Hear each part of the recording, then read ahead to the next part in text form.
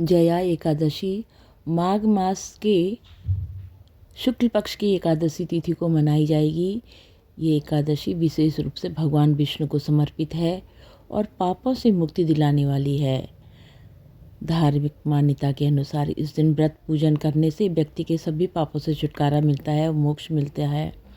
पुराणों के अनुसार जो भक्त इस एकादशी का पालन करते हैं उन्हें अगले जन्म में दिव्य सुख और विष्णु लोक में स्थान प्राप्त होता है।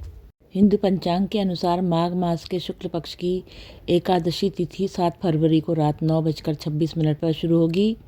वहीं इस तिथि का समापन अगले दिन 8 फरवरी को रात 8:15 पर होगा।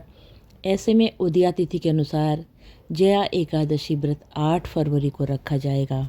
जया एकादशी के दिन सुबह उठकर स्नान करके स्वच्छ वस्त्र धारण करें। इसके बाद भगवान विष्णु की प्रतिमा को गंगा जल से स्नान कराएं।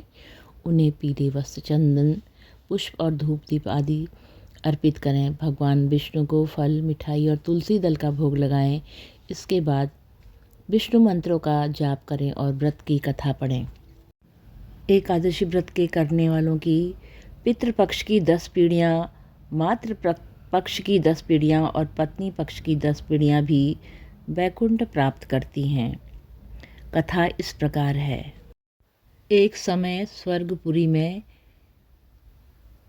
इंद्र के सामने गंधर्व गान कर रहे थे। अप्सरा नृत्य कर रही थीं।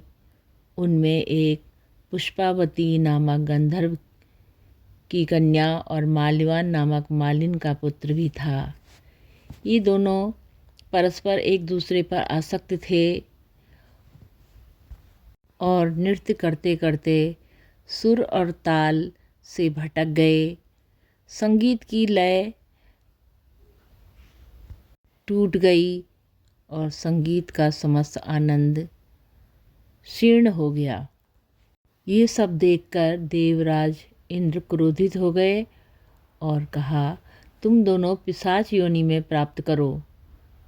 सभी सभा में अपमान करने वाले को ऐसा ही दंड दिया जाता है।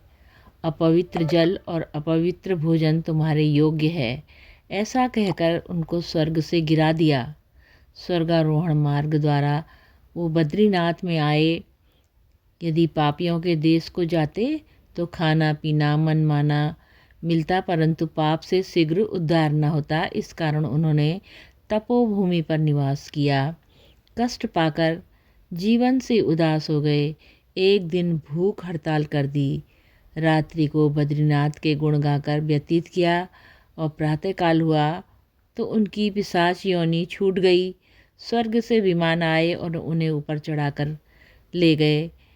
कहा कि कल जया एकादशी का दिन था, आपने भूलवश भूख हड़ताल कर दी और रात्रि जागरण कर प्रभु का स्मरण किया। उसके प्रभाव से हम आपको स्वर्ग लिए जाते हैं। ये कथा भविष्योत्तर पुराण में वर्णित है।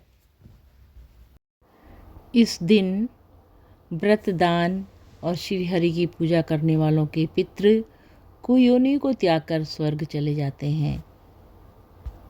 ओम नमो भगवते वासुदेवाय। ओम नमो भगवते वासुदेवाय।